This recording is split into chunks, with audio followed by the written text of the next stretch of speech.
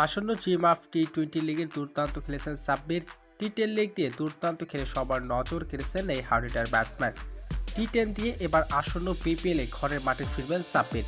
রাজশাহীর হয়ে খেলার অনুমতি পেয়েছেন তিনি। আসন্ন বিপিএলে রাজশাহীর হয়ে অধিনায়কের দায়িত্ব পালন করতে পারেন সাব্বির রহমান। তো দর্শক, ভিডিওটি না টেনে সম্পূর্ণ দেখার অনুরোধ রইল। আন্তর্জাতিক ক্রিকেটে অনেক দিন ধরে বাইরে রয়েছেন এই ব্যাটার। এরপর থেকে আন্তর্জাতিক ক্রিকেটে আর তাকে দেখা যায়নি। তবে কয়েকদিন আগেই টি10 লিগে বোলার হয়ে দল পেয়েছেন সাব্বির। আর এবার চেনা রূপে ফিরেছিলেন তিনি। তাই তো আসন্ন বিপিএলে রাজশাহীর হয়ে দল পেতে যাচ্ছেন সাব্বির রহমান। বিপিএলে রাজশাহীর হয়ে অধিনায়কের দায়িত্ব পালন করতে পারেন এই হার্ডিটার ব্যাটসম্যান। বিপিএলে ভালো করতে পারলে এবার জাতীয় দলের সুযোগ থাকবে সাব্বিরের। তো দর্শক, রাজশাহীর হয়ে এবার দল পেতে যাচ্ছেন সাব্বির রহমান। তো দর্শক, এবার কি সাব্বির রহমান রাজশাহীতে দুর্দান্ত ব্যাটিং করতে পারবে? টি10-এর মতো 5টি ছক্কা যদি মারতে পারে তাহলে আন্তর্জাতিক ক্রিকেটে আবারও ফিরতে পারেন সাব্বির। তো দর্শক, আপনার মূল্যবান মতামতটি জানিয়ে দিন।